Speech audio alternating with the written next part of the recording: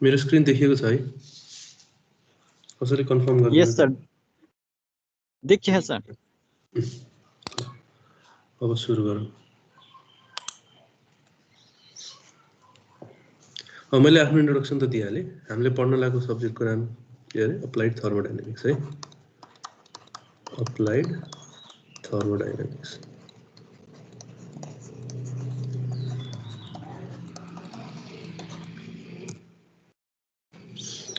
अब यो कोर्सको थोरै आउटलाइन हेर्छौँ हामीले सिलेबस तपाईहरुले हेरिसक्नु भएको होला हेर्नु भएको छैन भने पनि अब अहिले हामीले सिलेबसको बारेमा थोरै कुरा गर्छौँ यसमा के हुन्छ भन्दाखेरि बेसिक्स अफ थर्मोडायनामिक्स हामीले पढिसकेका छौँ हैन बेसिक्स हामीले लास्ट सेमेस्टर हो कि तपाईहरुले कहिले पढ्नुहुन्छ भने फर्स्ट अथवा सेकेन्ड सेमेस्टरमा पढ्नु भएको होला है बेसिक्स अफ थर्मोडायनामिक्स हामीले पढ्यौँ त्यसमा हामीले के पढ्यौँ त लजहरु पढ्यौँ हैन फर्स्ट ल सेकेन्ड ल पढ्यौँ अनि प्रपर्टीज अफ कमन सब्स्टेन्सेस भनेपछि टु फेज मिक्सचरको लिक्विडको प्रपर्टीज स्टिम टेबल हेर्न सिकियो होला अनि थर्मोडायनामिक साइकल्सहरु हेरियो र त्यसपछि हिट ट्रान्सफर थोरै पढ्यौँ हामीले हिट ट्रान्सफरको पार्ट त हामीलाई चाहिदैन किनभने यो एज अ सब्जेक्ट नै तपाईहरुले पछि पढ्नुहुन्छ अहिले हामीले हिट ट्रान्सफर बाहेकको जति पनि पढेका छौं फन्डामेन्टल्समा त्यसको एप्लिकेसन हेर्छौं हामीले भनेपछि जति साइकल्सहरु पढियो त्यसको एप्लिकेसन कहाँ छ त थर्मोडायनामिक्सकै जो एप्लिकेसन के मा छ त्यसलाई अप्लाई कहाँ गरिन्छ भन्ने कुरा अर्को भनेको इम्प्लिमेन्ट लज अफ थर्मोडायनामिक्स जुन हामीले लज अफ थर्मोडायनामिक्स पढ्यौं त्यसलाई इम्प्लिमेन्ट कसरी गर्ने त्यसको न्यूमेरिकल क्याल्कुलेसनहरु पनि हेर्छौं हामीले यसमा र त्यसको कुन डिभाइसमा अथवा कुन इक्विपमेन्टमा त्यसको एप्लिकेसन हुन्छ र कसरी हुन्छ भन्ने कुरा to analyse the working of various components of mechanical system using laws of thermodynamics. Components of mechanical systems भनेपछि यसमा हामीले कम्प्रेसर्सहरुको बारेमा हेर्छौं सेकेन्ड ल को एप्लिकेसनमा हामीले रेफ्रिजरेसन पढेका थियौं एयर कन्डिसनिङ पढेका थियौं रेफ्रिजरेसन र एयर कन्डिसनिङ यसमा डिटेलमै हेर्छौं हामीले र त्यसको कम्पोनेन्टहरु कसरी काम गर्छन् बोइलर्सको कम्पोनेन्टहरु के छन् हाउ डु दे वर्क यो सबै कुराहरु यसमा हेर्छौं हामीले सो बेसिकली चारवटा च्याप्टर्स छन् युनिट्स भनौं ठुल्ठुला युनिट्सहरु छन् पहिलो भनेको बोइलर्स बोइलर्समा के आउँछ भन्दाखेरि बोइलरको इन्ट्रोडक्सन आयो एप्लिकेसन त्यसको क्लासिफिकेसन र डिफरेन्ट टाइप्स अफ बोइलरहरुको थोरै डिटेल हेर्छौं हामीले आइडियल बोइलरको रिक्वायरमेन्ट त्यसका माउन्टिङ्स एन्ड एक्सेसरिज के माउन्टिङ्स र के एक्सेसरिज हुन्छन् वाटर बोइलरमा अथवा स्टिम बोइलर त्यसपछि यसमै वाटर कन्डिसनिङ भन्ने टपिक पनि छ अब वाटर स्केलिङ के हुन्छ त्यसको प्रब्लम के छ वाटर कन्डिसनिङको के बेनिफिट छ कन्स्टिट्युएन्ट र क्यारेक्टरिस्टिक के हुनुपर्छ वाटरको स्केल डिपोजिट्सहरुको बारेमा हेर्छौं र त्यसको प्रिभेन्सन मेथड्सहरुको बारेमा पनि हेर्छौं यो च्याप्टरमा 12 आवर्सको यो च्याप्टर त्यसपछि एयर कम्प्रेसरमा पनि अब यो पनि के हो भन्दाखेरि थर्मोडायनामिक्सको एप्लिकेसन नै हो थर्मोडायनामिक साइकलहरुको एप्लिकेसनबाटै कम्प्रेसर बनिएको थर्मोडायनामिक साइकल माथि रन हुने डिभाइस हो एयर कम्प्रेसर र कुन साइकल माथि चल्छ त्यो हेर्छौं हामीले त्यसको पीवी डायग्रामहरु यसको एफिसिएन्सी क्याल्कुलेट गर्ने अनि यसका डिफरेन्ट टर्मिनोलोजिजहरु clearance volume swept volume effective volume यो सबै कुराहरु हेर्छौं र टाइप्स अफ कम्प्रेसर पनि हेर्छौं हामीले एफिसिएन्सीजको मैले अघि भने जस्तै डिफरेन्ट टाइप्स अफ एफिसिएन्सीज हेरियो मल्टी स्टेज कम्प्रेसन पनि हेर्छौं हैन more than one stage of compression त्यसको एडभान्टेजेसहरु इन्टरकुलिङ यसको पीवीटीएस डायग्रामहरु टाइप्स अफ एयर कम्प्रेसर अघि भने जस्तै सेन्ट्रिफ्युगल एक्सियल रुट्स ब्लोअर यो सबै कुराहरु हामीले हेर्छौं त्यसपछि रेफ्रिजरेसन भनेकै सेकेन्ड ल अफ थर्मोडायनामिक्सको एप्लिकेसन है रेफ्रिजरेसन साइकल हामीले पढिसकेका छौं हैन त्यही रेफ्रिजरेसन साइकल माथि बेस भएर कसरी रेफ्रिजरेटर बनिन्छ अथवा रेफ्रिजरेसन साइकल कस्तो हुन्छ त्यसमा के कम्पोनेन्ट्सहरु हुन्छन् त्यसको पीएचटीएस डायग्राम्सहरु त्यसको सीओपी परफर्मेन्स कस्तो हुन्छ वर्क डनको क्याल्कुलेसनहरु ती सबै कुराहरु अनि डिफरेन्ट टाइप्स अफ रेफ्रिजरेसन साइकल्सहरु छन् हैन वेपर कम्प्रेसन छ वेपर एब्जर्प्सन छ यी सबै यो दुईटाको कम्प्यारिजन पनि हेर्छौं यो के हो यो दुईटाको एफिसिएन्सीज अथवा सीओपी क्याल्कुलेट गरेर दुईटालाई कम्पेयर पनि गरिन्छ अनि रेफ्रिजरेन्ट्सको बारेमा पनि यी च्याप्टरमा हुन्छ। रेफ्रिजरेन्ट भनेको रेफ्रिजरेसनको लागि युज हुने मिडियम अथवा वर्किङ फ्लुइडलाई रेफ्रिजरेन्ट भनिन्छ। अब रेफ्रिजरेन्टमा पनि हामी त्यसको क्लासिफिकेसन, त्यसलाई चाहिने प्रपर्टिजहरू, कमनली युज रेफ्रिजरेन्ट के हुन्, ती सबै कुराहरू हेर्छौँ। र फाइनली लास्ट च्याप्टर भनेको एयर कन्डिसनिङ। एयर कन्डिसनिङ पनि सेकेन्ड ल अफ थर्मोडाइनामिक्सकै एप्लिकेसन हो।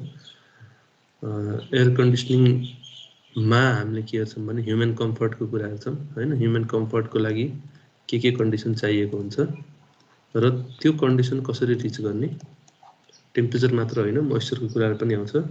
र यसमा नयाँ कुरा भनेको साइक्रोमेट्रिक्स, एउटा साइक्रोमेट्रिक चार्ट हुन्छ, त्यो चार्ट पनि हेर्छौँ हामीले। अब अहिले मैले धेरै भनिनँ, त्यति बेलै कुरा गरौँला। अब यसको लागि चाहिने यो साइक्रोमेट्रिक चार्टको लागि चाहिने डिफ्रेन्ट प्रोसेसेसहरू, सेन्सिबल कुलिङ, यो डिफ्रेन्ट प्रोसेसहरू छन्, त्यो सबै हेर्छौँ हामीले। र टाइप्स अफ एयर कन्डिसनिङ सिस्टम्सहरू र त्यसको लागि चाहिने कम्पोनेन्ट्स, एउटा एयर कन्डिसनिङ सिस्टममा हुने कम्पोनेन्ट्सहरूको बारेमा पनि यसमै हेरिन्छ। र यो चारवटै च्याप्टरमा फर्स्ट च्याप्टर त त्यस्तो हेभिली लोडेड विथ न्युमेरिकल्स त छैन, तर बाँकीका 3वटा च्याप्टरहरू न्युमेरिकल बेस्ड नै छन्। थ्योरी पनि छ, न्युमेरिकल हुन्छ, लगभग 50-50 छ यो सब्जेक्टमा। 50% लगभग तपाईँको न्युमेरिकल नै हुन्छ। These are the references. अब रेफरेन्सेसमा हामीलाई सबभन्दा बढी चाहिने बुक भनेको अकर्डिङ टु आवर सिलेबस, हाम्रो सिलेबस अनुसार आरके राजपुतको थर्मल इन्जिनियरिङ र रेफ्रिजरेसन एन्ड एयर कन्डिसनिङ यो दुईवटा बुक एकदम राम्रो, थरली फलो गर्छौँ हामीले यो बुक। र अरोराको बुक पनि राम्रो छ। र त्यसपछि यी माथिका राइटर्सहरूको बुक, यो रेफरेन्सको लागि तपाईँहरूले हेर्न सक्नुहुन्छ होइन। यो कुरा अब डिपमा हेर्नुपर्ने छ। तर हामी मेजरली यो 3वटा बुकमा फोकस्ड हुन्छौँ। फर आर न्युमेरिकल्सको लागि पनि यिनै बुकहरू राम्रा छन्। अब यी बुक पनि राम्रा छन्, नराम्रो भएको होइन, तर अब यसमा तपाईँहरूलाई डेप्थमा नलेज चाहिएको छ अथवा केही कुरा रेफर गर्नुपर्ने छ, केही थ्योरिटिकल कुराहरू भने यसमा हेर्न सकियो। चार्ट्सहरूको लागि पनि हामी यो हेर्न सक्छौँ। अब ह्यान्डबुक छ एयर कन्डिसनिङको, त्यसपछि यो एएसएचआरएईको ह्यान्डबुक छ हैन, society of heating refrigeration and air कन्डिसनिङको यो ह्यान्डबुकहरू।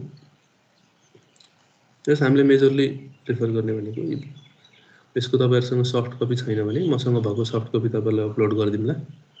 हाम्रो लाइब्रेरीमा त छ यो बुक, तर अहिले लाइब्रेरी आउने कन्डिसन छैन, त्यही भएर मसँग भएको सफ्ट कपी म यो टिम्समै अपलोड गरिदिन्छु, त्यहाँबाट हामी रेफर गर्छौँ। त्यसपछि इभ्यालुएसनको कुरा थाहा छ तपाईँहरूलाई, इन्टर्नल 20 मार्क्स, फाइनल 80 मार्क्स, यो थाहा भएको कुरा हो। र प्र्याक्टिकलको 25 मार्क्स। अब प्र्याक्टिकल हामी फिजिकली जुन बेला एबल हुन्छौँ गर्नलाई क्लासेस, त्यति बेला प्र्याक्टिकल गरिन्छ। अहिले यो कुरालाई छोडिदिउँ, अहिले हामी यो 20 मार्क्समा बढी फोकस्ड हुन्छौँ। अब पहिला तपाईँहरूको 20 मार्क्स भनेको एसेसमेन्टलाई बढी लोड हुन्थ्यो भने अहिले मैले के गर्छु भने एसेसमेन्टलाई निकै कम लोड दिन्छ। तपाईँको क्लासरुम पर्फर्मेन्समाथि बढी डिपेन्डेन्ट हुन्छ यो 20 मार्क्स। अब क्लासरुम पर्फर्मेन्समा के आउँछ भने एटेन्डेन्स त आयो नै,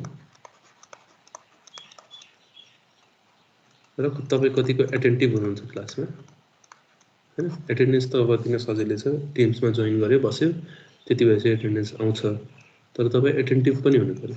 अब यो एटेन्टिभ हुनुहुन्छ कि नै त्योलाई मैले के ऱ्यान्डमली कहिले काहीँ क्वेसन सोध्न सक्छु है कसैलाई, त्यसले अलि एटेन्टिभ भएर सुन्नु होला। र अर्को कुरा क्विजहरू कन्डक्ट गर्छु मैले, जसरी कुनै लेक्चरमा के पढ्यो त्यससँग रिलेटेड 4-5वटा 10वटा कुनै दिन है क्वेसनहरू एज क्विज तपाईँलाई अपलोड गरिन्छ। अब त्यो कुनै समयमा गर्न सकिन्छ होला ड्युरिङ द लेक्चर। र त्यसको लागि अब कति क्वेसन छ त्यस अनुसारको 5 मिनट 10 मिनट कति टाइम दिन्छ। मल्टिपल चोइस क्वेसन्स हुन्छन्, तपाईँले त्यो सेलेक्ट गरेर सबमिट गरिदिने हो हैन। त्यो क्विजेसहरू कन्डक्ट गरिन्छ।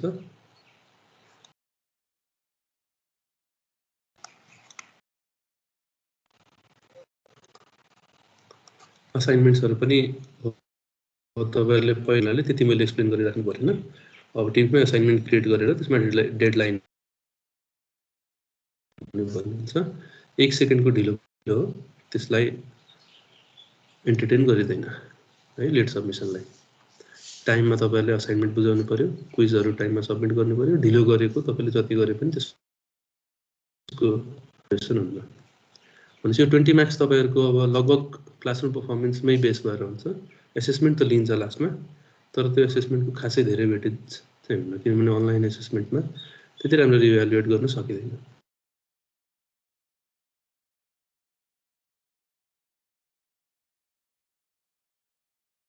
मलाई यो मार्क्स डिस्ट्रिब्युसन हुन्छ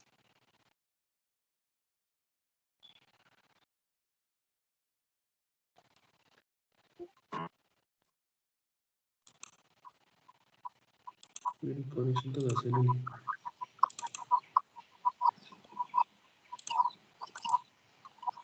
मेरो आवाज आछ है स्क्रिन पनि देखिएछ के क्वेशन छ भने सोध्नु काटेर आछ आवाज तपाईले मात्र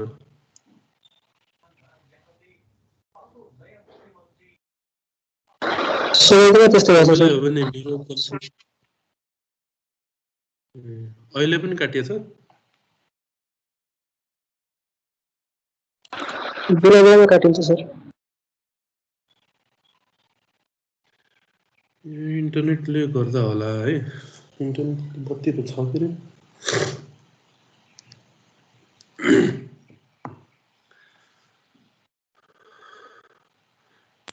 बुझिएकै छैन भने पटक्कै बुझेको छैन भने भन्नु बुझिराख्नु भएको छ भने त नोभेम्बरले नै बुझिरहेको बुझिरहेछौँ सर बुझिराख्नु भएको छ म बिस्तारै भन्छु है र अलि बेसरी पनि भन्छु अहिलेसम्म सबै कुरा क्लियर छ है सबैलाई कसैलाई के कन्फ्युजन केही छैन त्यस्तो छैन त्यसो भए we begin with our first chapter हामी आफ्नो फर्स्ट च्याप्टरबाट सुरु गर्छौं सर एउटा हजुर हजुर यो हामीले सुरुमा साइकल पढेर अनि बल्ल बोइलरहरु किन पढेको पहिले यो पढेर अनि साइकल पढ्दा झन् सजिलो हुन्थ्यो नि कुन साइकल साइकलहरु पढ्नु र्याम्पिङ साइकल अनि थर्मोडाइनामिक साइकलहरु अनि तेमा थिए नि त अनि बोइलरहरु त बोइलर थिएनन् त्यो थियोरिटिकल ब्याकग्राउन्ड हो त्यसको एप्लिकेसन हामी यहाँ पढ्छौं त्यो साइकलको एप्लिकेसन कहाँ हुन्छ भन्ने कुरा पढ्छौं हामी अब बोइलरमा त खासै त्यस्तो साइकलको एप्लिकेसन छैन तर यसपछि जुन हामी एयर कम्प्रेसर्स रेफ्रिजरेटरहरु पढ्छौं नि त्यसमा पहिला पढ्या साइकलहरुको एप्लिकेसन छ के त्यसमा त्यही भएर साइकल त्यही त पहिला यिनीहरुको सिस्टम पढिसकेपछि साइकल पढ्न सजिलो हुन्थ्यो भन्नु खोज्यो अनि पहिला थ्योरी पढेर पो त्यसको एप्लिकेसन पढ्ने हो नि ए हो सर के भएन पहिला थ्योरी त थाहा हुनु पर्यो नि त हामीलाई अब बोइलरबाट सुरु गरौँ हामीले बोइलर भनेको के त स्टिम जेनेरेट गर्ने डिभाइस अथवा इक्विपमेन्ट स्टिम जेनेरेटर पनि भनिन्छ हामी स्टिम वाटर बोइलरको कुरा गर्दैछौँ बोइलरले के गर्यो त स्टिम जेनेरेट गर्यो हैन त्यो हामी सबैले सुनेकै कुरा हो यो बोइलर भनेको त कसैले देख्नु पनि भएको छ होला कतै इन्डस्ट्रीतिर जानु भएको छ भने बोइलर देख्नु पनि भएको छ होला बोइलरको डेफिनेसन हेर्ने हो भने it is an enclosed pressure vessel enclosed भनेको एउटा सेलले इन्क्लोज गरेको हुनु पर्यो प्रेसर भेसल भनेको प्रेसर थेक्न सक्ने भनेपछि भित्र हाई प्रेसर डेभलप भइराछ कतै where heat generated through combustion of fuel is used to convert water into steam अब यहाँ के भइराछ त पहिलो कुरा इन्क्लोज्ड भेसल चाहियो what is happening here heat is generated through combustion of fuel लाई कम्बस्ट गरेर हिट जेनेरेट गरियो ठीक यो हिटले के गर्यो त वाटरलाई स्टिममा चेन्ज गर्यो water is change into steam ठीक छ अब यो फ्युल के हुन्छ भने अब फ्युल हामीले धेरै थरीको युज गर्न सक्छौं हैन यसको पर्पस के हो भने हिट प्रोड्युस गर्ने मात्र हो अब यो हिट हामी कहाँबाट ल्याउँछौं भन्ने कुराले गर्दा डिफरेन्ट टाइप्स अफ बोइलर्सहरु पनि छन् अब त्यसको क्लासिफिकेसन अहिले हेर्यौँ भने हामीले थाहा पाउँछौँ फ्युल मात्र होइन, त्यसको क्लासिफिकेसनको बेसिस अरू बेसिसहरू पनि छन् क्लासिफिकेसनको। तर बेसिकली यहाँ के भइरहेछ भने there is a fuel which is burn, heat is produced, this heat is use to transform water into steam. ठिक छ। वाटर कति डिग्रीमा बोइल हुन्छ? 100 डिग्रीमा। 100 डिग्री भन्दा माथि 1 एटमोस्फियरिक प्रेसरमा भनेको पनि है। प्रेसर बढ्यो भने बोइलिङ पोइन्ट के हुन्छ भन्नु त कसैले भन्न सक्नुहुन्छ? घट्छ बढ्छ बढ्छ बढ्छ कि घट्छ? बढ्छ बढ्छ। प्रेसर बढ्यो भने बोइलिङ पोइन्ट बढ्छ। ठिक छ। 1 एटमोस्फेरिक प्रेसरमा 100 डिग्री सेल्सियसमा वाटर बोइल हुन्छ र त्यसपछि स्टिममा कन्भर्ट हुन्छ है। अब हामीले हिट थप्यौँ भने के हुन्छ त? टेम्परेचर बढ्छ हैन, 120 डिग्री सेल्सियस पुग्छ होला। अनि यो स्टिम र यो स्टिममा के फरक छ त?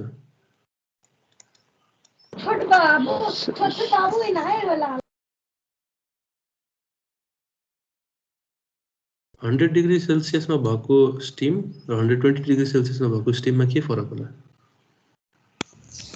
Super heated steam 120 degree Celsius. Super heated हुन्छ, त्यसमा एनर्जी बढी हुन्छ हैन? एनर्जी कन्टेन्ट बढी। यो स्टिम भन्दा यसको एनर्जी कन्टेन्ट बढी हो। ठिक ठिक छ। अब American society of mechanical engineers, यो तपाईहरुले सुन्नुभएको होला, ASME ले डिफाइन गरेको बोइलर अथवा स्टिम जेनरेटिङ युनिटलाई it is a combination of apparatus for producing, furnishing or recovering heat together with the apparatus for transferring the heat so made available to the fluid being heated and vaporized. सुरुमा के भन्दैछ? Producing, furnishing or recovering heat, heat produce गर्ने, furnish गर्ने त recover गर्ने, together with, पहिला heat प्रोडक्सनको कुरा आयो अघि भने जस्तै, together with the apparatus for transferring the heat, यो हिटलाई ट्रान्सफर गर्ने हैन, to the fluid being heated and vaporized. पहिलो पोर्सन भनेको प्रोड्युस हिट, फर्निसिङ रिकभरिङ किन भनेको भन्ने कुरा अगाडि हामीले थाहा पाउँछौँ, बोइलरमा कसरी रिकभर गरिन्छ र फर्निस गरिन्छ हैन। तीनवटा यसको पार्ट छ। पहिला प्रोड्युस गर्यो, ट्रान्सफर गर्यो र स्टिममा कन्भर्ट गर्यो। बर्न गर्यो फ्युल, फ्युल बर्न गरेर हिट प्रोड्युस भयो, त्यो हिटलाई ट्रान्सफर गर्नु पर्यो कुन ठाउँमा? where water is being converted into steam र त्यो ठाउँमा हिट प्रोभाइड गरेपछि हामीले स्टिम एज एन आउटपुट पाउँछौँ। The volume of water increases by 1600 times when it is converted into steam. भनेपछि 1 metre cube volume of water छ भने यसलाई स्टिममा कन्भर्ट गर्यो भने अलमोस्ट 1600 टाइम्सले त्यसको भोल्युम इन्क्रिज भएर जान्छ, एक्सप्यान्ड हुन्छ त्यो। Heat required for vaporization may be provided by combustion of fuel in furnace, यो एउटा मेथड हो। अर्को इलेक्ट्रिसिटी, इलेक्ट्रिसिटीबाट पनि हामीले हिट प्रोड्युस गर्न सक्छौँ हैन, इलेक्ट्रिक कोइल्सहरु राखेर। Nuclear reactor, hot exhaust gases, solar radiations. Nuclear reactor जति पनि हामीले न्युक्लियर पावर प्लान्टहरु तपाईहरुले सुन्नु भएको होला, तिनीहरुले काम गर्ने प्रिन्सिपल थाहा छ कसैले? खासमा के हुन्छ भनेर? छैन सर। छैन है। त्यहाँ फ्युजन हुन्छ कि फिसन हुन्छ? फिसन हुन्छ सर। फिसन। पक्का?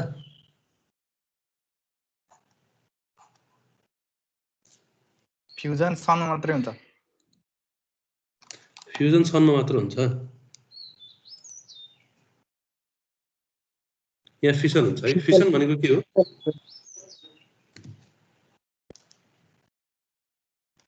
फिसन भनेको के हो? एउटा मोलिक्युल एउटा न्युक्लियर टुक्रेर हेभी न्युक्लियर टुक्रेर राइटमा कन्भर्ट हुने।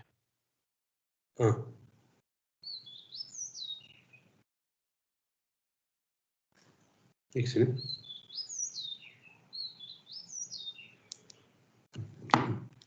हेभी न्युक्लियर ब्रेक भएर दुईटा स्टेबल के यसमा खासमा के हुन्छ भन्दाखेरि यो हाम्रो टपिक हैन युरेनियम 236 भनेर सुन्नु भएको होला तपाईहरुले हैन यो भनेको अनस्टेबल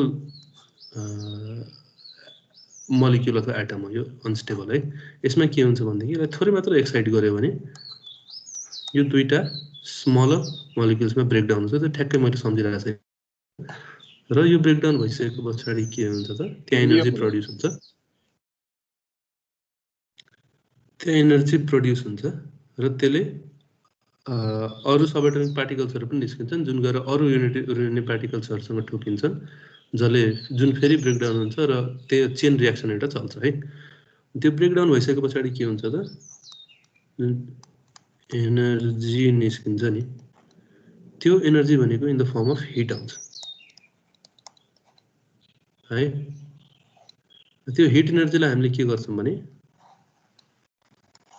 एउटा भाडोमा मैले एकदम सिम्पल एक्सप्लेनेसन दिएको तपाईहरुलाई यो हिटलाई युज गरेर हामीले वाटरलाई स्टिममा कन्भर्ट गर्छौं त्यो स्टिमलाई हामी कहाँ लान्छौं पावर प्लान्टमा लान्छौं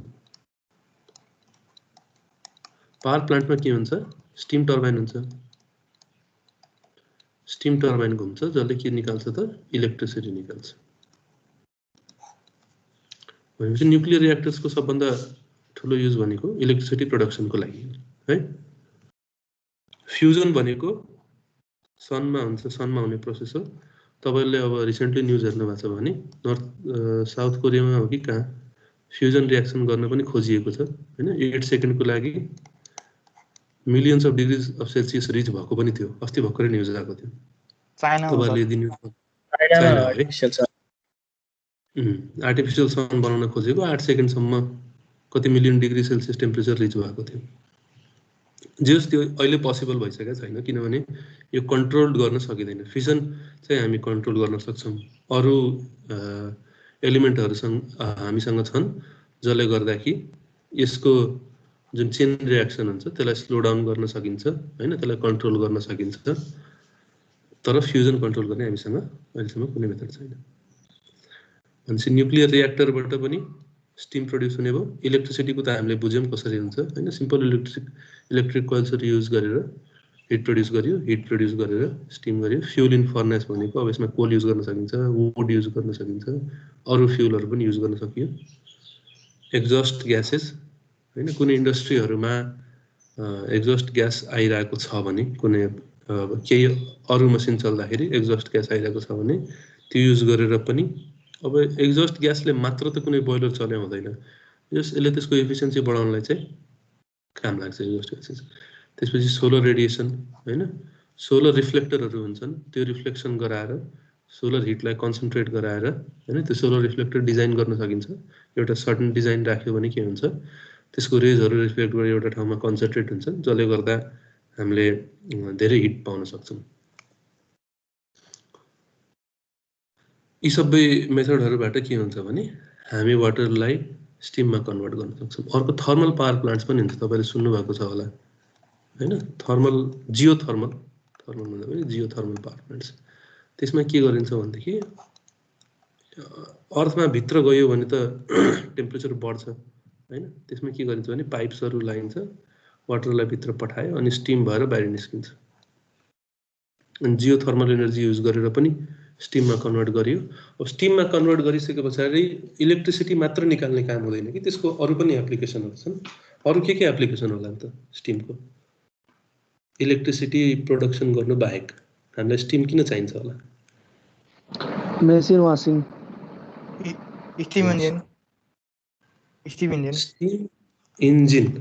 स्टिम इन्जिनमा अलि ठीक छ त्यो पनि एउटा एप्लिकेसन हो तर अब अहिले स्टिम इन्जिन त खासै युज भएको छैन अर्को क्लिनिङ भन्नुभयो एकजनाले अरु के हिटिङमा युज हुन्छ हिटिङ रुम हिटिङ हैन अथवा स्पेस हिटिङ ठीक छ अरु वाटर ग्यास प्रोड्युस गर्न वाटर ग्यास सुनिन आवाज के भन्नुभयो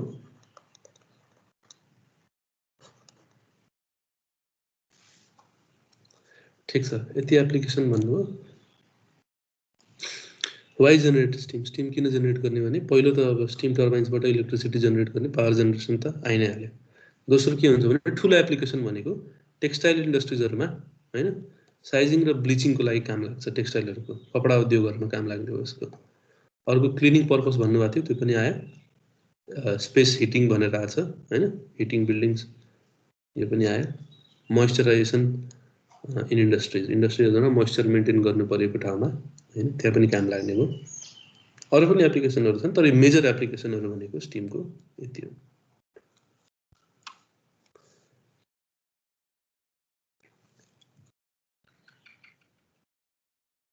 त्यसपछि आउँछ आइडियल बोइलर।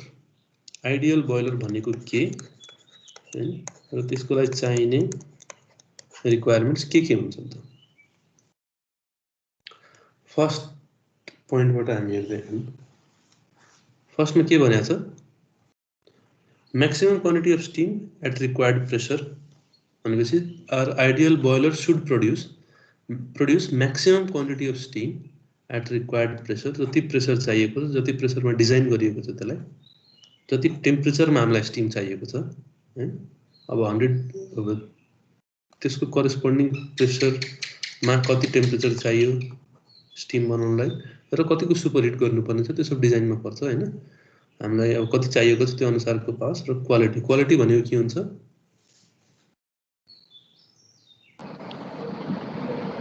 वाट मोइस्चर के भन्छ, vapour content, mixture of liquid and two phase मिक्सचरमा छ भने के हो त mg/m हैन, total mass by sorry mass of vapour by total mass, त्यो क्वालिटी हुने भयो टु फेज मिक्सचर छ भने। अब स्टीममा छ भने क्वालिटी इन द सेन्स हामी डिग्री अफ सुपर हिटलाई पनि लिन सक्छौं हैन। कतिको सुपर हिट डिग्री भएको हामीलाई क्वालिटी चाहिएको स्टीम चाहिएको त्यसलाई लिन सकियो। तर अब प्रपर डेफिनेसन हेर्ने हो भने क्वालिटी भनेकै यो mass of steam by total mass हो, तर यो टु फेज मिक्सचर हुन्छ। अर्को रिक्वायरमेन्ट के हो भने light in weight and compact. यो त अब जनरल नै भयो, आइडियल बोइलरमा हुनुपर्ने हामीले खोजेको रिक्वायरमेन्ट। लाइट इन वेट हलुको होस्, हलुको भए के हुन्छ त कतै क्यारी गर्नु पर्दा पनि सजिलो हुन्छ। कम्प्याक्ट भयो भने कतै ठाउँमा अब इन्स्टल गर्दाखेरि धेरै ठाउँ खाने भएन हैन, स्पेस हामीसँग खाली हुने भयो अरु इक्विपमेन्टहरु इन्स्टल गर्नलाई। Safety, safe in working with minimum joints. Minimum joints किनभने हाई प्रेसरमा हामी काम गरिरहेका हुन्छौँ, हाई प्रेसर टेम्परेचरमा जोइन्ट्सहरु जति कम भयो त्यति राम्रो। जोइन्ट्सहरुबाट एक त फेलियर हुने चान्सेस पनि बढी छ र लसेस पनि बढी हुन्छन् जोइन्ट्सहरुमा। त्यही भएर मिनिमम नम्बर अफ जोइन्ट्स राख्नु र सेफ्टी त अब हुनै पर्यो। Installation and maintenance cost should be low. Initial cost भनेपछि किन्दाखेरि लाग्ने कस्ट, इन्स्टलेसन कस्ट भनेको ल्याएर इन्स्टल गर्न लाग्ने कस्ट, मेन्टेनेन्स कस्ट भनेको अपरेटिङ कस्ट हो। किनिसके पछाडी अपरेट गर्दा लाग्ने कस्ट भनेपछि त्यसमा लाग्ने फ्युलहरु, त्यसमा जुन वर्करहरु लाग्छन्, त्यसमा मेन्टेनेन्स, स्पेयर पार्ट्सहरुको खर्च, त्यो सबै जोड्ने हो भने अपरेट गर्दाखेरि कुनै पनि बोइलर चल्दाखेरि लाग्ने कस्टहरु हो। त्यो मेन्टेनेन्समै त परेन सबै, यस अपरेटिङ कस्ट भनेर हुनु पर्यो हैन। अब मेन्टेनेन्स कस्ट पनि लो हुनु पर्यो। मेन्टेनेन्स भनेको त्यसको अब रिपेयर गर्नु पर्यो केही बिग्रिदा, अथवा त्यसको लागि स्पेयर पार्ट्स चाहिने होला, केही रिप्लेस नै गर्नुपर्ने होला। त त्यस्तो कम चाहिने अथवा मेन्टेनेन्स कस्ट लो भएको बोइलर हामी खोज्छौँ। अर्को रिक्वायरमेन्ट भनेको केपेबल अफ क्विक स्टार्ट, छिटै स्टार्ट हुने, and should meet fluctuations in demand. Demand fluctuate भयो, कहिले बढी स्टिम चाहियो कहिले कम स्टिम चाहियो हैन। फ्लक्चुएटिङ डिमान्ड छ भने पनि त्यससँग कोप अप गर्नु पर्यो हाम्रो बोइलरले। त्यति क्यापासिटी हुनु पर्यो बोइलरको कि फ्लक्चुएसन छ, अब तुरुन्तै डिमान्ड बढ्यो भने केही बेरमै त्यति डिमान्ड त्यति सप्लाई गर्न सकोस्, त्यतिको केपेबल हुनुपर्छ। All parts should be accessible for inspection and repair. Inaccessible कर्नर्सहरु हैन त्यस्तो ठाउँहरु हुनुहुँदैन बोइलरमा डिजाइन गर्ने बेलामा, किनभने अब इन्स्पेक्सन र रिपेयर गर्दा high pressure high temperature bear गर्ने इक्विपमेन्ट भएको हुनाले त्यस्तो डिभाइस भएको हुनाले त्यसको सबै कर्नरको इन्स्पेक्सन गरिराख्नु जरुरी छ हैन किनभने एक त हाई प्रेसरले गर्दा पनि स्ट्रेस डेभलप हुन्छ अर्को हाई टेम्परेचरले गर्दा थर्मल स्ट्रेसेसहरु डेभलप हुन्छन् जसले गर्दा अब ती कर्नर्सहरुमा ध्यान दिइएन भने त्यहाँबाट फेलियर इनिशिएट हुन सक्छ र भोलि पर्सि गएर फेटल एक्सिडेन्ट हुन सक्छ त्यही भएर सबै पार्ट्सहरु एक्सेसिबल भएको हुनु पर्यो हैन सजिलै पुग्न सक्ने र त्यसको इन्स्पेक्सन गर्न मिल्ने minimum refractory material should be minimum refractory material भनेको हिट रेसिस्टेन्ट मटेरियल अहिले रिफ्र्याक्टरीको बारेमा अगाडि पनि आउँछ हिट रेसिस्ट गर्ने मटेरियललाई इन्सुलेटिङ मटेरियल भनौँ न त्यस्तो रिफ्र्याक्टरी मटेरियल हो मिनिमम युज हुनु पर्यो heating surface should be free from contamination जुन सर्फेसमा हामी हिट गर्छौं अहिले हामी कन्स्ट्रक्सन पनि हेर्छौं बोइलरको जुन सर्फेसमा हामी वाटरलाई हिट गर्छौं त्यो सर्फेस फ्री फ्रम कन्टामिनेसन हुनु पर्यो कन्टामिनेसन छ भने त्यसले के गर्छ त हामीले सप्लाई गरेको हिटलाई प्रपरली वाटरसँग पुग्न दिन्न हैन त्यो कन्टामिनेन्ट्सहरुले गर्दा हिट प्रपर हुँदैन त्यो डिसिपेट भएर जान्छ लस भएर जान्छ हिट त्यो प्रब्लम आउने भयो the component should be transportable transport गर्न मिल्ने विदाउट डिफिकल्टी सजिलै ट्रान्सपोर्ट गर्न मिल्ने कम्पोनेन्ट्सहरु पर्यो अब लाइट वेट र कम्प्याक्ट भयो भने यो रिक्वायरमेन्ट त लगभग मिट हुन्छ नि It should have strength to withstand excessive thermal stress. अघि भने भक्कर मैले थर्मल स्ट्रेसको कुरा गरेको थिएँ हाई टेम्परेचरमा काम गर्ने भएको हुनाले थर्मल स्ट्रेसेसलाई हामीले कन्सिडर गर्नुपर्छ हैन thermal stress is a problem here so हामीले जुन मटेरियल युज गर्छौं अथवा जुन मटेरियल युज गरिएको छ त्यो बोइलरमा त्यो चाहिँ विथस्ट्यान्ड गर्ने हुनु पर्यो थर्मल स्ट्रेस र त्यसको डिजाइन त्यही अनुसार हुनु पर्यो अनि यी सबै हामीले आइडियल बोइलरमा खोज्ने क्वालिटी हुन सबै क्वालिटी मिट हुने बोइलर त सायदै हुन्छ हैन तर हामीले अब के गर्नुपर्छ ट्रेड अफ गर्नुपर्छ हैन कति कुरा हामीले चाहिएको पाउँछौं कति कुरामा हामीले कम्प्रोमाइज गर्नुपर्ने हुन्छ अब सबै कुरा चाहियो लो कस्ट पनि चाहियो त्यो सबै हुँदैन हैन अब त्यो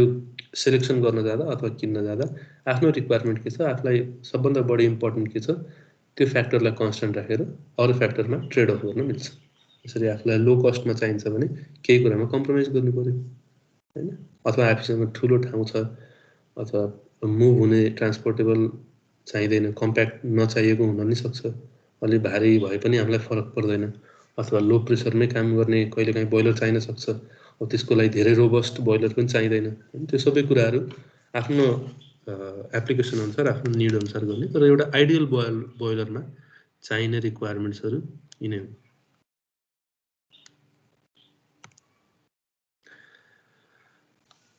अब हामी आउँछौं क्लासिफिकेसनमा क्लासिफाई गर्ने डिफरेन्ट बेसिसहरु छन् हैन डिफरेन्ट बेसिसमा बोइलरलाई क्लासिफाई गरिएको छ ती बेसिसहरुको आधारमा सबभन्दा पहिला ओरिएन्टेसन अफ द सेल भनेको outer body of a boiler यो कुरा अहिले आउँछ है यसपछिको सेक्सनमा हामी सेलकै कुरा गर्छौं यो अहिले मैले भने अब यो सेलको ओरिएन्टेसन कसरी गरिएको छ भने त्यसलाई कसरी राखिएको छ भन्ने कुराले डिफाइन गर्यो भर्टिकली राखिएको छ यसको एक्सिस यदि भर्टिकल छ भने भर्टिकल बोइलर हो हरिजन्टल छ भने हरिजन्टल बोइलर हो यस्तो इन्क्लाइन्ड एक्सिस छ भने इन्क्लाइन्ड बोइलर हो है हाम्रो सेलको लंगिट्युडनल एक्सिस हेर्ने हो त्यो लंगिट्युडनल एक्सिस जस्तो छ त्यो अनुसारको ओरिएन्टेसन अनुसार भर्टिकल हरिजन्टल र इन्क्लाइन्ड बोइलर हुने हो यो सबै टाइप अफ बोइलर हामीले अगाडि हेर्छौं भर्टिकल पनि हेर्छौं हरिजन्टल पनि हेर्छौं इन्क्लाइन्ड पनि हेर्छौं अर्को utility of boiler stationary boiler portable boiler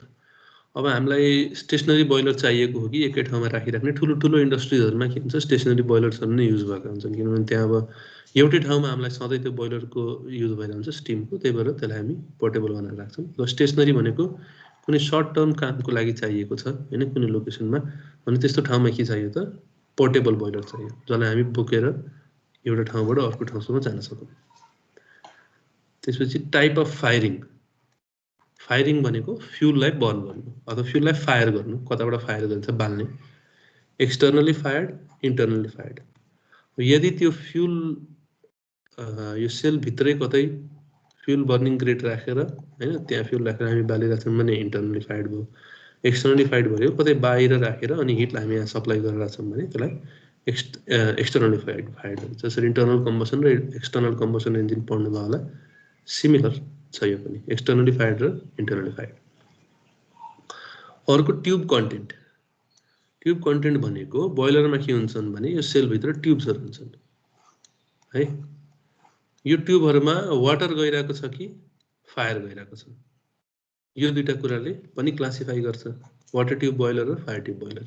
यदि ट्युबभित्र फायर छ भने फायर भनेपछि हट ग्यासेस छन् भने त्यो फायर ट्युब बोइलर हो, र ट्युबभित्र वाटर र बाहिर हट ग्यासेस छन् भने त्यो वाटर ट्युब। वाटर ट्युबभित्र के छ त्यसले डिफाइन गर्ने हो वाटर ट्युब र फायर ट्युब।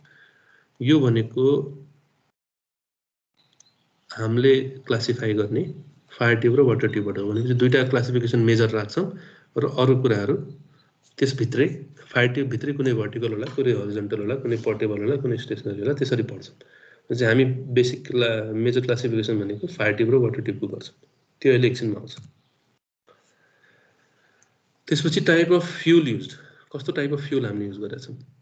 सलिड फ्युल हैन, काठहरू बालेर गरेको हो कि लिक्विड फ्युल भनेको अब हामीसँग डिजल पेट्रोलहरू छन् त्यो सबै बालेर गरेको कि ग्यास फ्युल भनेको अब एलपिजी ग्यासेसहरू त्यो बालेर पनि बोइलरको एज फ्युल त्यसलाई युज गरिन्छ भनेपछि कस्तो टाइप अफ फ्युल युज गरेका छौँ त्यसको बेसिसमा नि क्लासिफिकेसन हुन्छ।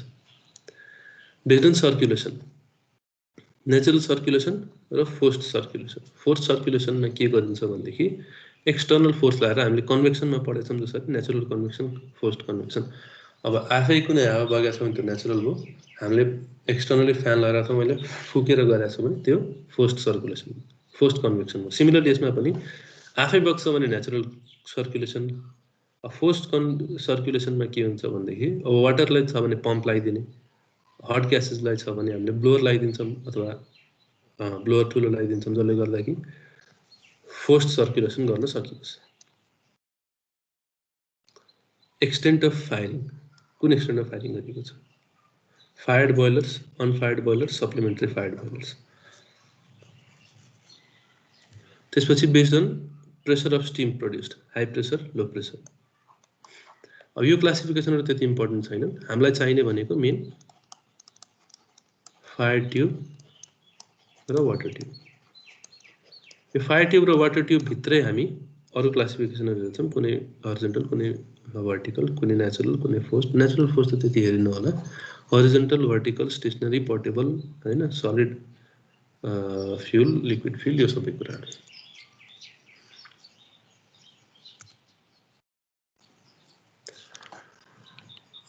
अब बोइलर्सहरूको बारेमा त्यसको डिटेल पढ्न अगाडि हामीलाई केही टर्मिनोलोजिजहरू थाहा हुनु जरुरी छ। भनेपछि अगाडि जब मैले केही टर्मिनोलोजिजहरू भन्छु त्यतिखेर तपाईले त्यो कुरा बुझ्नुपर्छ। पहिला आउँछ सेल। अघि पनि मैले भनेको थिएँ सेल भनेको के हो त,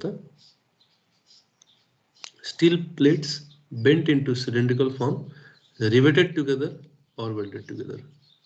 भनेपछि सिलिन्ड्रिकल शेपको हुन्छ,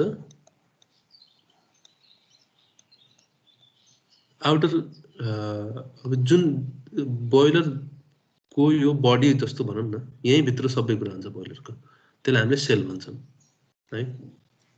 त्यो सेल भित्रै पाइप्सहरू हुन्छन्,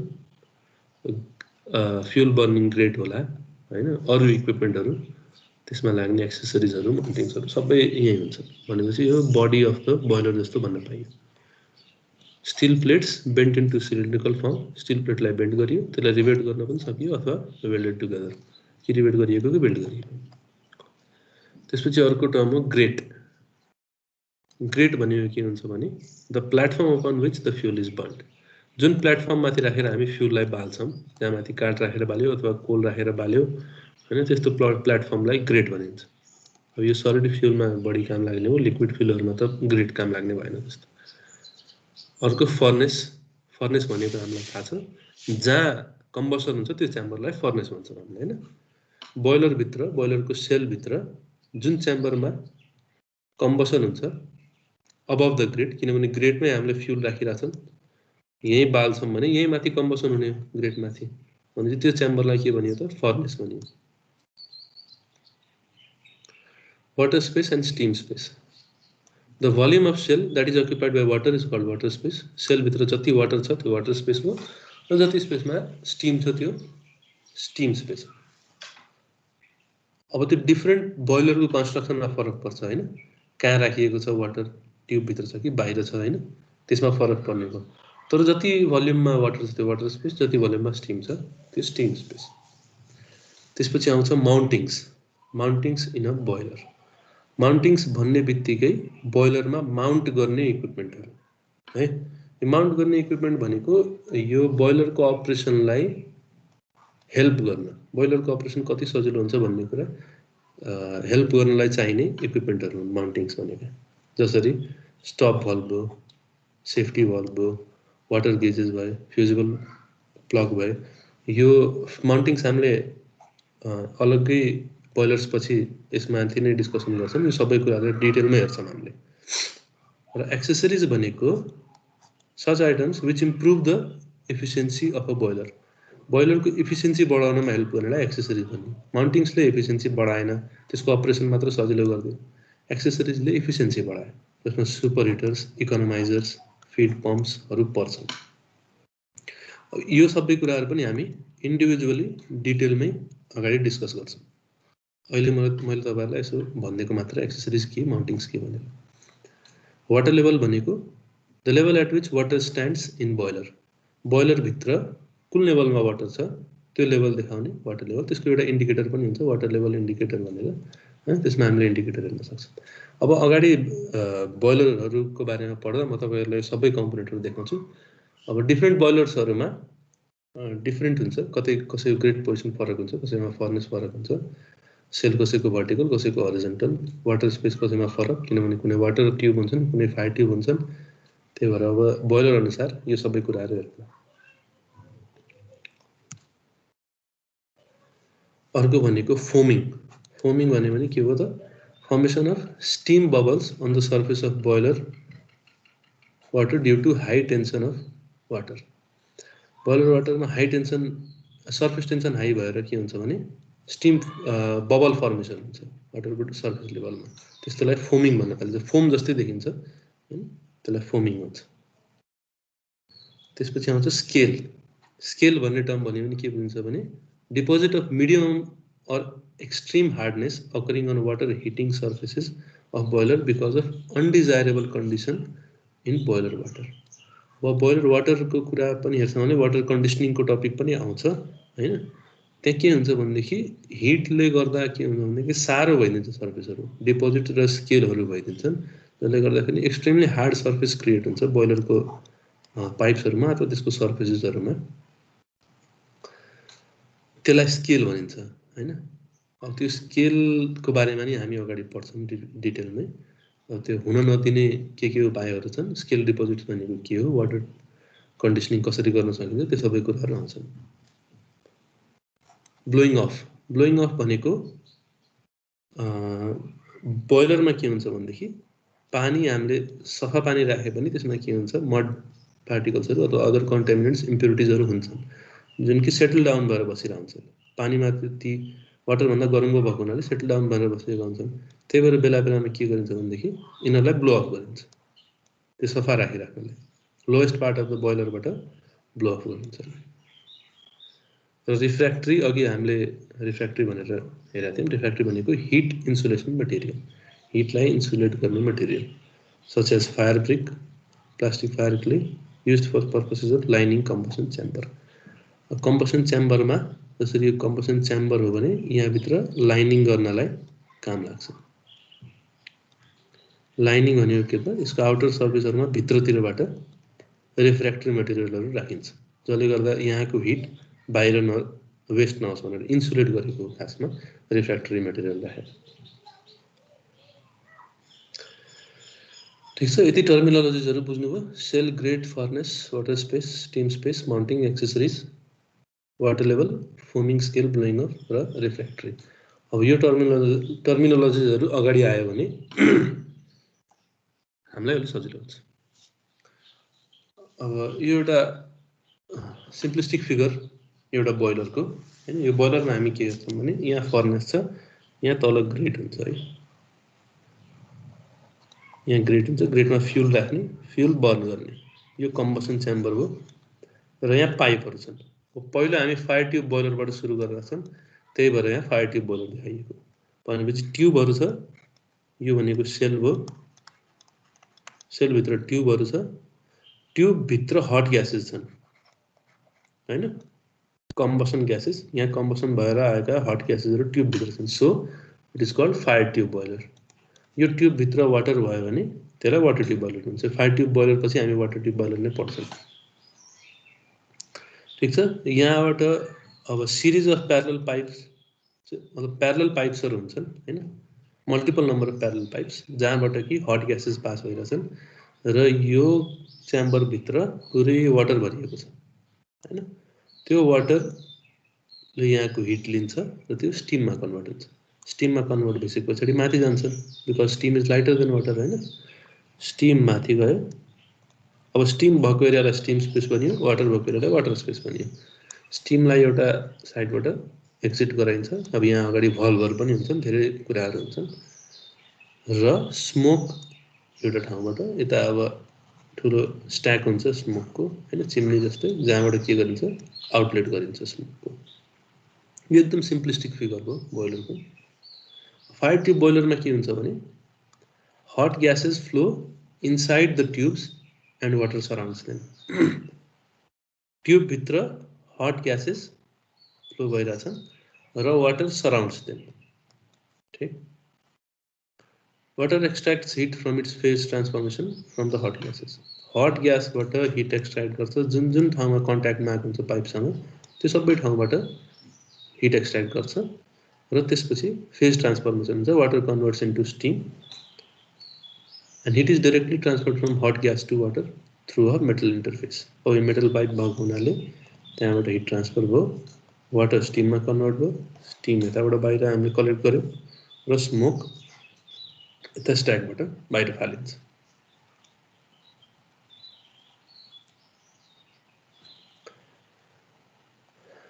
फायर ट्युब बोइलरको एडभान्टेजेस हेर्ने हो भने के हुन्छ त, these boilers are more flexible in the sense they can meet sudden steam demand. Sudden steam demand कसरी भनेपछि त्यहाँ वाटरको लागि ठुलो कन्टेनर छ हैन, वाटर धेरै छ नि इन क्वान्टिटी, भनेपछि हामीलाई स्टिम डिमान्ड बढ्यो भने के गर्छौं हामीले, यहाँ हिट बढाइदियो भने के भयो त छिटै स्टिम प्रोड्युस हुने भयो, किनभने वाटर हामीसँग धेरै अभाइलेबल छ। त्यही भएर सडन स्टिम डिमान्डले पुरा गर्न सक्यो। It is because of large volume of water contained by these boilers. These are less sensitive to failure of feed water supply as they have large capacity of water stored. Feed water supply failure भयो अथवा कुनै बेला properly feed गर्न सकिएन भने पनि यसमा खासै फरक पर्दैन, किनभने यहाँ हामीसँग स्टकमै वाटर छ, यो सेल भित्र पुरै वाटर भरिएको छ। त्यही भएर कहिलेकाहीँ फिड वाटर फेलियर भए पनि त्यस्तो खासै फरक पर्दैन। It is less sensitive to it. These are rigid and simple in construction, therefore have great reliability and less initial cost. Construction simple भएको हुनाले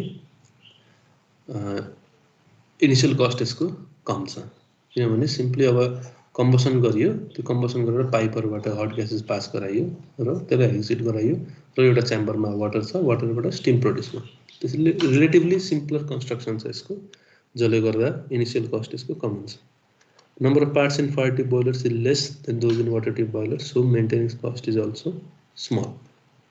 Number of parts fire tube boiler भन्दा यसमा रिलेटिभली कम हुन्छ, त्यही भएर यसको मेन्टेनेन्स कस्ट पनि small छ। भनेपछि यसमा के बेनिफिट हुने भयो त, सडन डिमान्ड मिट गर्न सक्यो,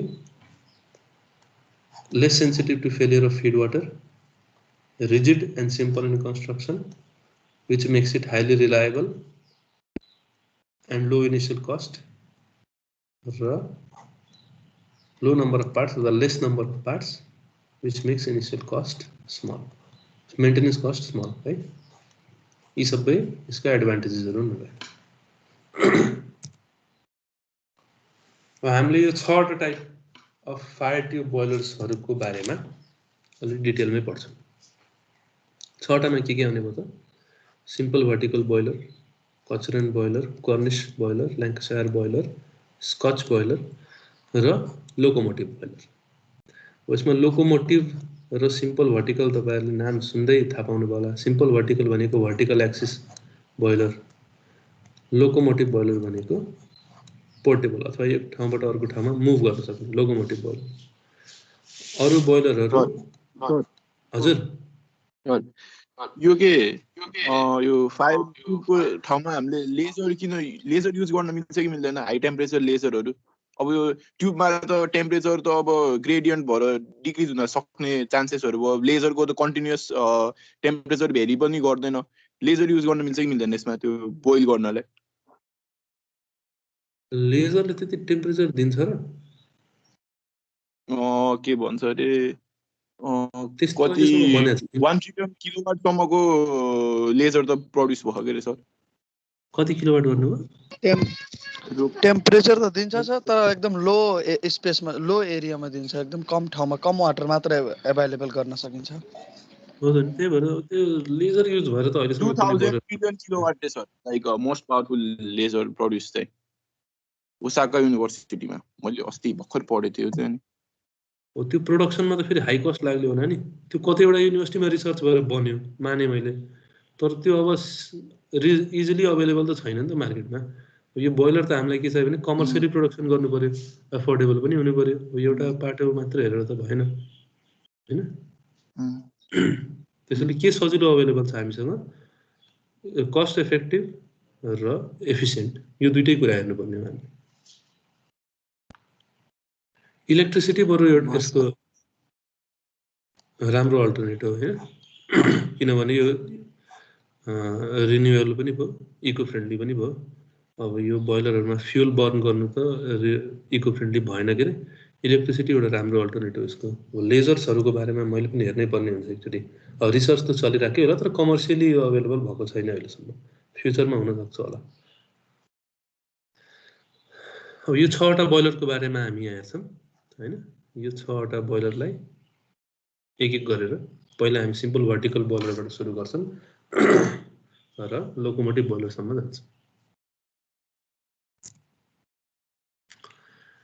सिम्पल भर्टिकल बोइलर हेर्नु, अब यहाँ राइट साइडमा हामीले फिगर हेर्न सक्छौं। यसको कटअवे भ्यू हो हैन, ठ्याक्क बिचबाट सेक्सन गरेर देखाइएको छ। यसको एक्सिस लंगिट्युडनल एक्सिस भर्टिकल छ, त्यही भएर यसलाई भर्टिकल बोइलर भनिएको। नाममै भर्टिकल छ, भर्टिकल बोइलर हो यो। यसको सेल भनेको यो आउटर जुन सिलिन्ड्रिकल हेर्दैछौं नि पोर्सन, यो सबै यो यसको सेल है। अब ग्रेट अघि जुन भनेको थिएँ मैले, जुन ग्रेट भनेको जहाँ फ्युल राखिन्छ, फ्युल राखेर बनाइन्छ, यो पोर्सन भनेको ग्रेट भयो है। ग्रेटमा हामी फ्युल राख्छौं, काठ राखिएको कि कोल राखिएको, यो ट्रेडिसनल मेथडमा के युज गरिन्थ्यो, त्यसलाई बालियो हैन, फायर गरियो। फायर होल हुन्छ यहाँ, फायर होलबाट के हुन्छ, फायर गरिन्छ यसलाई।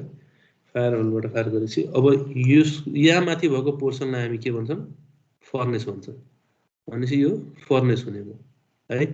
यो पुरै पोर्सन तल एस्पिड देखिरहेछ भनेपछि यहाँ फ्युल बर्न भइसकेपछि जुन एस बाँकी हुन्छ त्यो तल पिटमा आएर खस्छ एस्पिडमा, ठीक छ। अब माथिको च्याम्बरमा पुरै वाटर भरिएको छ।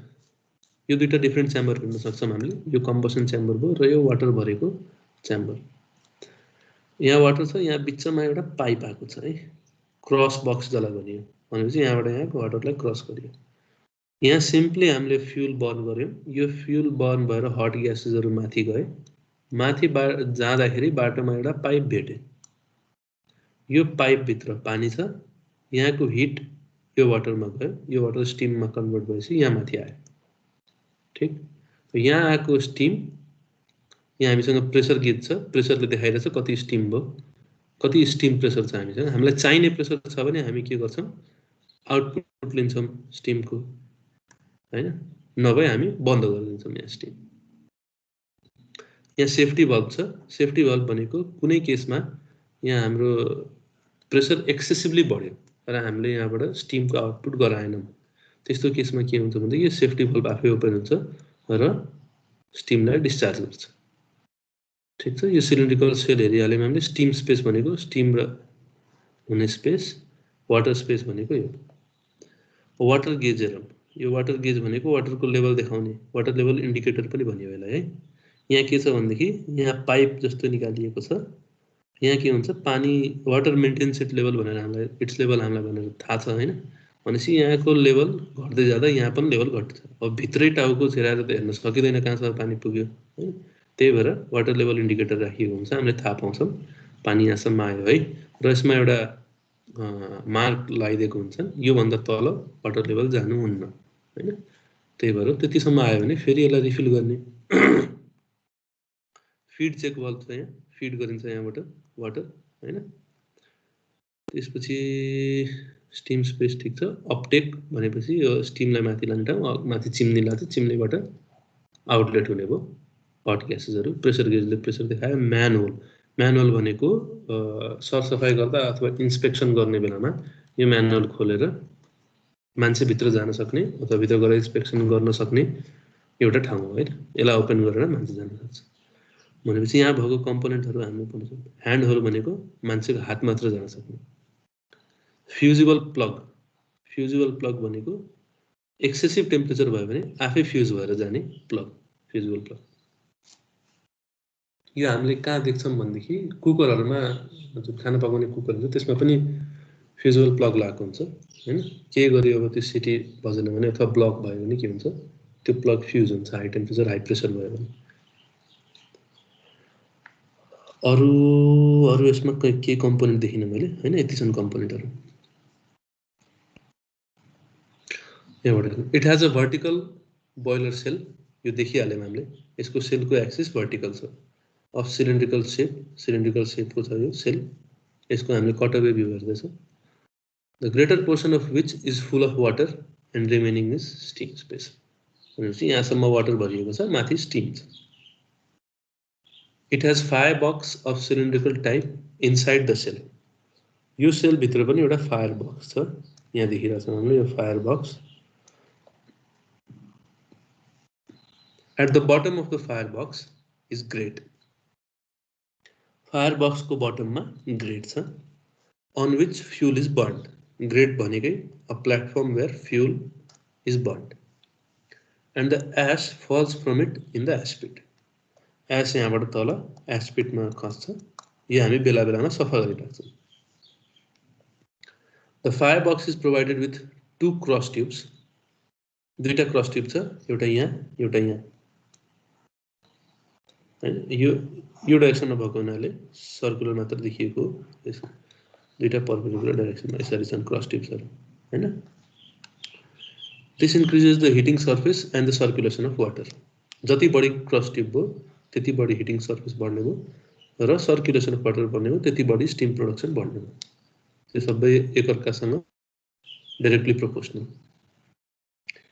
At the end of each cross tubes hand holes are provided to give access for cleaning those tubes cross tube को एन्ड मा यहाँ ह्यान्ड होल हेर्न सक्छौं हामीले ह्यान्ड होल मा के हुन्छ भन्देखि यहाँ एउटा ओपनिङ हुन्छ भनेपछि यो खोल्न मिल्ने ठाउँ हुन्छ हैन त्यो ओपन गर्न मिल्ने ठाउँ हुन्छ र जहाँ ह्युमन ह्यान्ड जान सक्ने हैन मान्छेको हात जान सक्ने ठाउँ जतिको हुन्छ ह्यान्ड होलमा त्यहाँ भित्र हामीले सफा गर्न सक्छौं हैन क्लिनिङ पर्पसको लागि हुन्छ vertical passage of tubular shape called uptake tubular shape भनेको ट्युब को शेप को हैन cylindrical ट्युब को शेप को is provided over the firebox for exhaust of flue gases भनेको आफ्नो काम गरिसकेर बाँकी रहेको फ्लू अथवा एक्जस्ट भनौं न यसलाई हैन आफूसँग रहेको हिट यो वाटरलाई दिइसकेर बाँकी रहेको जुन एक्जस्ट ग्यास छ त्यसलाई फ्लू ग्यासेस भनिन्छ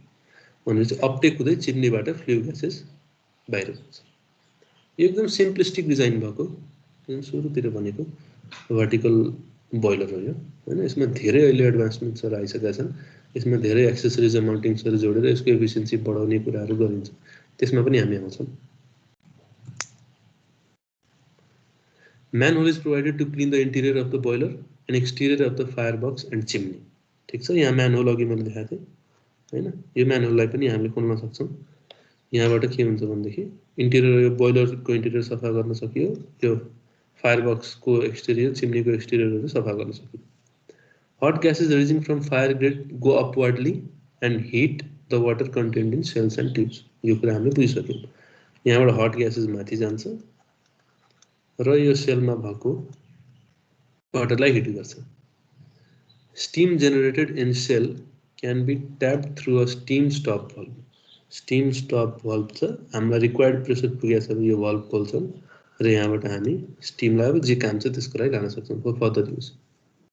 rate of production of steam normally does not exceed 2500 kilograms per hour। 1 घण्टामा 2500 किलोग्राम अफ स्टीम प्रोडक्सन गर्छ। योभन्दा बढी जान्न, योभन्दा कम नै हुन्छ, अथवा यही रेन्जमा हुन्छ भनौँ न। And pressure is limited to 7.5 to 10 bar। 1 bar भनेको कति किलो पास्कल?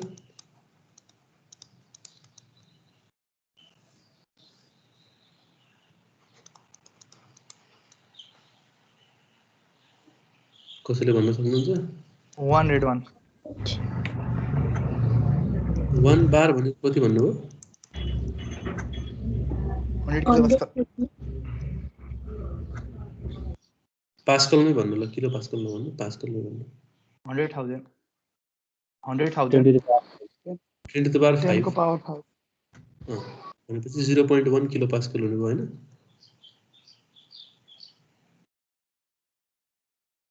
यो 10 to the power 6 हुन्छ किलो पास्कल। ठीक छ, 7.5 to 10 bar सम्म हो। Size of boiler ranges from 0.6 meter diameter to 2 meter diameter।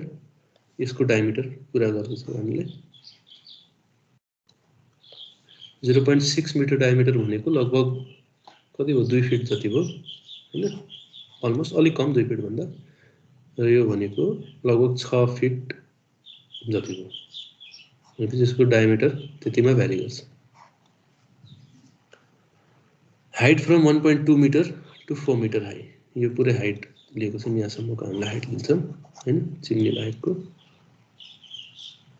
Boiler efficiency is nearly 50%। 50% जतिको boiler efficiency एकदम लो त होइन, त्यो अलि लो एफिसिएन्सी नै हो यो बोइलर।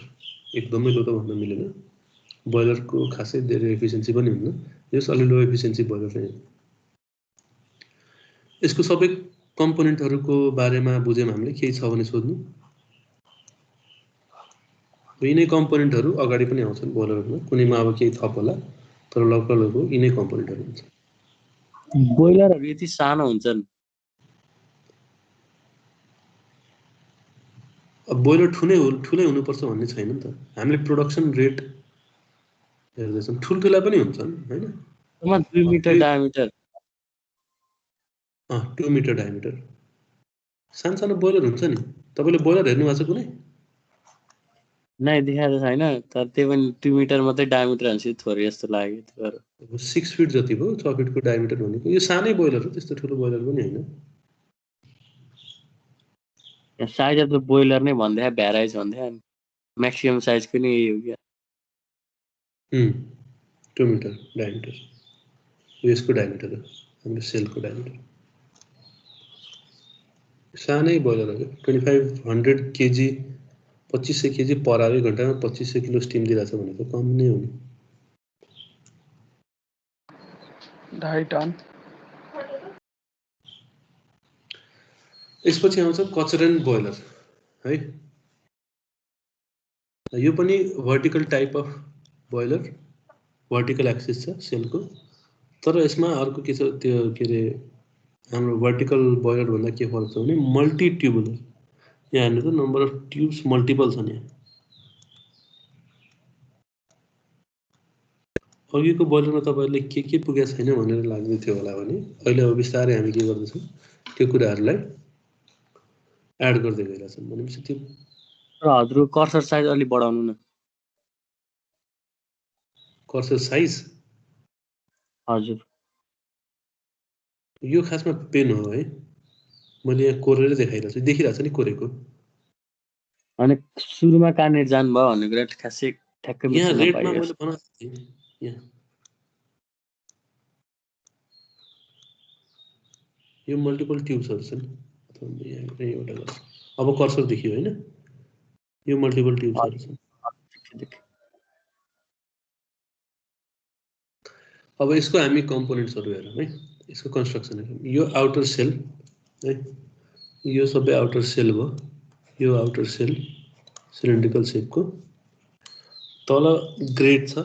यहाँ ग्रेटमा के गरिन्छ भने grate is a platform where fuel is burn. यहाँ फ्युल बर्न गरिन्छ है। सिमिलर छ कन्स्ट्रक्सन यहाँको।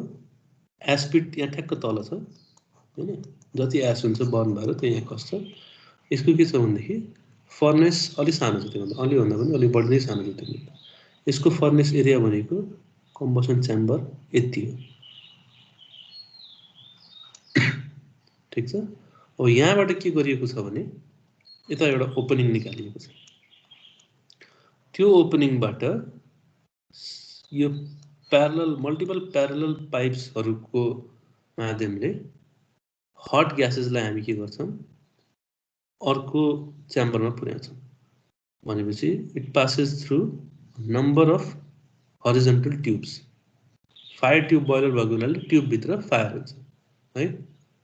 र यो फायर बाहेकको एरियामा पुरै वाटर भरिएको छ, ठिक छ। अब यो मल्टिपल पाइप्सहरूबाट जाँदा के भयो त सर्फेस एरिया बढ्ने भयो, सर्फेस एरिया अफ कन्ट्याक्ट। जति बढी सर्फेस एरिया अफ कन्ट्याक्ट हुन्छ त्यति धेरै हिट ट्रान्सफर हुन्छ ग्यासबाट वाटरमा। जति बढी हिट ट्रान्सफर भयो त्यति बढी स्टिम प्रोडक्सन हुने भयो हैन, र त्यति बढी इफेक्टिभ हुने भयो हाम्रो बोइलर। भनेपछि कम्बसन च्याम्बरमा यहाँ बाल्यो फ्युल, फ्युल बालेर यसरी ट्राभल गर्यो hot gases through multiple fire tubes र यहाँबाट माथि चिम्नी हुँदै एक्जस्ट हो, ठिक छ। अघि के थियो भने भर्टिकली गइरहेको थियो, अहिले के छ भने यसरी हरिजन्टली गएर अनि भर्टिकली निस्किरहेको छ। स्मोक बक्सबाट चिम्नी हुँदै एक्जस्ट भइरहेको छ।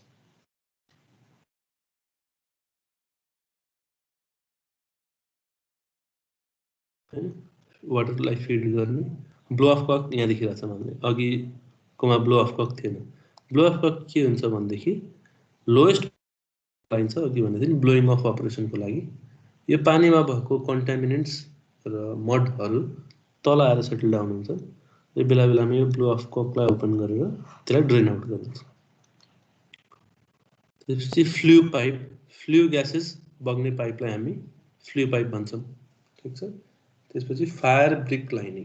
अब यहाँ यो हट ग्यासेसहरू आइसके पछाडि यो ठाउँबाट हिट लस नहोस् भनेर यहाँ रिफ्र्याक्टरी मेटेरियल राखिन्छ है। त्यो रिफ्र्याक्टरी मेटेरियलले के गर्ने हो त इन्सुलेट गर्ने भयो हैन। अब यहाँ ठोकिएर यो पाइपहरूको मिडियमबाट यो पाइपहरू हुँदै यता स्मोक बक्समा जान्छ फ्लू ग्यासेस र स्मोक बक्स हुँदै चिम्नी हुँदै एक्जस्ट हुन्छ है। र यो च्याम्बरभित्र वाटर छ, यो water gets in contact with fire र it converts into steam. Steam यहाँ माथि आउँछ हैन। अब यसमा पनि वाटर लेभल इन्डिकेटर छ। यहाँ अघि जस्तै वाटरको लेभल देखाउने प्रेसर गेज छ हैन, म्यान होल छ, सेफ्टी भल्भ छ, स्टप भल्भ छ। स्टप भल्भबाट के हुन्छ भनेदेखि यो स्टिमलाई स्टप गर्ने हैन।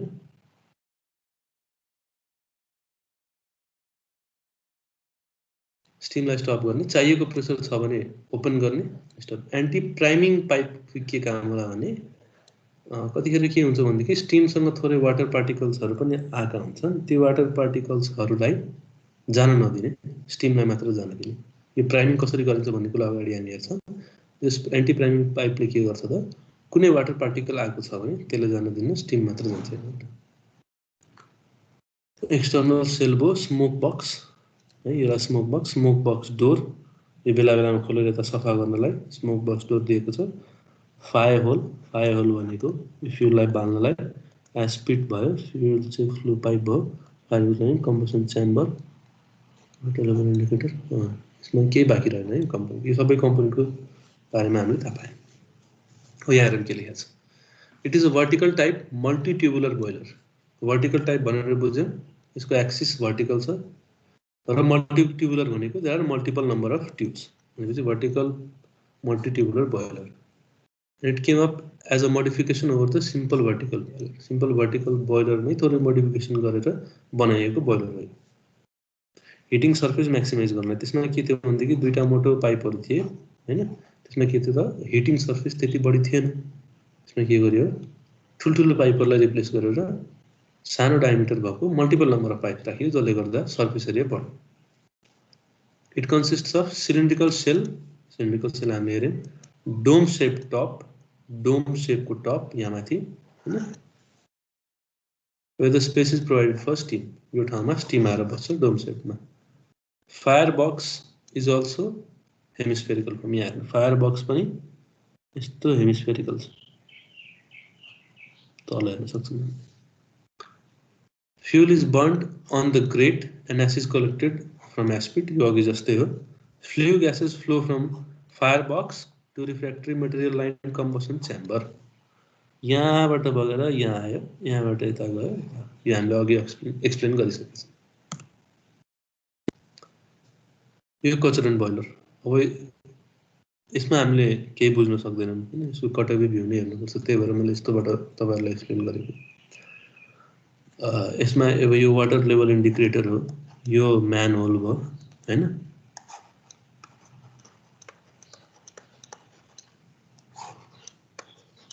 वाटर लेभल इन्डिकेटर यो भनेको त सेफ्टी भल्भ र स्टप भल्भ, माथिबाट स्टिम निकाल्नलाई चाहिने भल्भ यता भयो। त्यसपछि अब यो तपाईको फायर बक्स हो, फायर होल, यो ब्लो अफ ओपन गर्ने है, यिनै कम्पोनेन्टहरु हुन्। अब यस्तो अरेन्जमेन्टमा चिन्न अलि गाह्रो हुन्छ, झन् एउटा भ्यू मात्र छ हामीसँग। त्यही भएर यस्तो वाटर लेभल इन्डिकेटरको तलमाथिसम्म हुन सक्दैन पानी। त्यसमा एउटा इन्डिकेट गरिएको हुन्छ लेभल, योभन्दा तल जानुहुन्न भनेर है। त्योभन्दा तल जाने बित्तिकै हामी के गर्छौं, फिड गर्छौं। यो फिड भल्भ होला है, यो फिड भल्भ होला सर, यो फिड भल्भ होला। वाटरलाई फिड गर्ने, ब्लो अफ कोक अझ तल हुनुपर्ने, यहाँ हुनुपर्ने। के भन्नुभयो तपाईले? त्योभन्दा तल गयो भने त्यो अलार्मिङ सिचुएसन हो, किनभने हामीलाई कन्स्टेन्ट वाटर सप्लाई चाहिन्छ नि त स्टिम प्रोड्युस गर्नलाई। अब यहाँ भित्र प्यारलल पाइप्सहरु छन् हैन। अब यो पाइप भन्दा तल वाटरको लेभल गयो भने त त्यो त ठीक होइन नि त। यो पाइप्सहरु जहिले पनि वाटरमा कभर्ड हुनुपर्छ। त्यही भएर एउटा सर्टेन लेभल अफ वाटर हुन्छ जुन हामीले maintain गरिराख्नुपर्छ।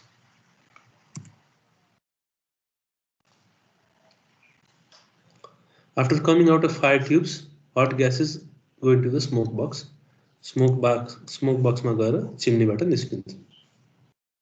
As fire box is separately located, so any type of fuel such as wood, paddy husk, oil fuel can be easily burned. Fire box यहाँ separately located छ in comparison to vertical boiler. Vertical boiler मा के थियो भने सँगै थियो पुरै यस्तो हैन। फायर बक्स, कम्बसन च्याम्बर, यो चिम्नी सबै एउटै लाइनमा थियो। तर यहाँ के छ भने fire box is separately located. त्यही भएर यहाँ अब हामीले different types of fuel burn गर्न सक्छौं। सर कम्बसन च्याम्बरबाट आएको हिट के यो ट्युब्सहरु छ नि, त्यो ट्युब्सहरुको एउटा एन्ड चाहिँ ओपन हुन्छ र? यो ट्युबहरुको दुईटै एन्ड ओपन हुन्छ। यो ट्युब भित्र ग्यास गयो, यताबाट निस्क्यो कि दुईटै एन्ड ओपन भएको हो। यो ट्युबहरु भित्रबाट ग्यास गरेर त निस्क्यो। ट्र्याप कसरी गर्छ? ट्र्याप गर्नु पर्दैन नि, यहाँ चिम्नीबाट निस्क्यो कि यो कन्स्टेन्टली फ्लोइङ हुन्छ, कतै ट्र्याप गर्नु पर्दैन यसले। र वाटरले यो पाइपहरुलाई सराउन्ड गरे हुन्छ भित्र। यो 3 डाइमेन्सनमा सोच्नु न, यसरी ट्युब भित्र यहाँ ग्यास गइरहेछ, बाहिर पुरै वाटर छ कि, अनि यहाँको ग्यासको हिट लिएर यो वाटर स्टिममा कन्भर्ट भइरहेछ। यो सेक्सनल भ्यू हो हैन। सेक्सनल भ्यूमा हामीले ट्युबहरु हेर्दैछौं। 3 डाइमेन्सनमा यो पुरै वाटरले कभर्ड छ।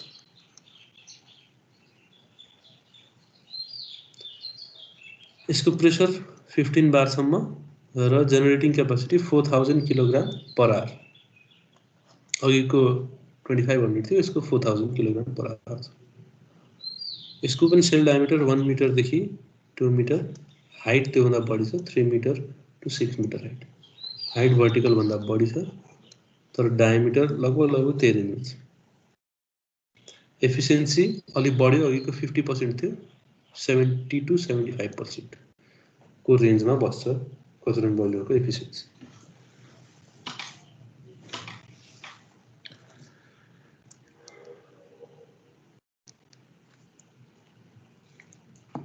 के छ यहाँसम्म कन्फ्युजन?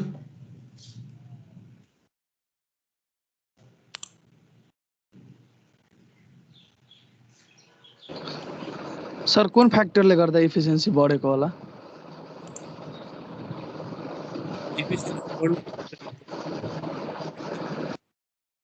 हाम्रो यो कम्बसन फ्लू ग्यासेस जुन छन् नि, यो कम्पेरिटिभली हेरौँ न, यहाँ के भइरहेको छ? हजुर सर, फ्लू ग्यासेस ट्युब हो,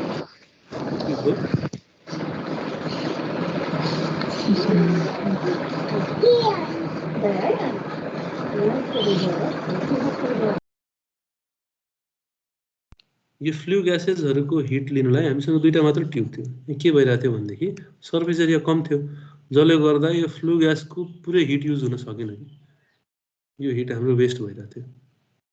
किनभने इनपुट त यो इनपुट हामी कति फ्युल बर्न गरिरहेछौँ त्यो हो, आउटपुट भनेको amount of steam produced. Efficiency भनेको के त? आउटपुट बाई इनपुट हैन। अब कुन फ्युल बर्न गरिरहेछौँ त्यसको क्यालोरिफिक भ्यालु कति छ हैन, र कति अमाउन्ट अफ फ्युल बर्न गरिरहेछौँ पर आवर, त्यसले के भयो दिने भयो त इनपुट दिने भयो हामीलाई। र आउटपुट के हुने भयो त हामीले कति स्टिम प्रोड्युस गर्दैछौँ, कति टेम्परेचरमा प्रोड्युस गर्दैछौँ, त्यहाँबाट हामीले यसको आउटपुट निकाल्न सक्छौँ। भनेपछि यदि तपाईँको फ्लू ग्यासेसको हिट नै वेस्ट भइरहेछ भने त यही तपाईँको एफिसिएन्सी खस्यो नि हैन। तर यो फ्लू ग्यासेसको हिटलाई यदि प्रपरली युज गर्न सकियो भने एफिसिएन्सी त बढ्ने भयो। अब यो कमन सेन्सको कुरा आयो, त्यही भएर त्यो मान्छेले सोचे अब हामी के गर्छौँ भने मल्टिपल नम्बर अफ ट्युब्स राख्छौँ, सानो डायमिटर भएको तर बढी ट्युब्स। त्यसले गर्दा के भयो त सर्फेस एरिया बढेर गयो। सर्फेस एरिया बढेपछि यो फ्लू ग्यासेसहरूको हिटलाई बढी युज गर्न पाइयो र लस भएर त्यति गएन, जसले गर्दाखेरि एफिसिएन्सी बढ्यो। ठिक छ? ठिक छ सर।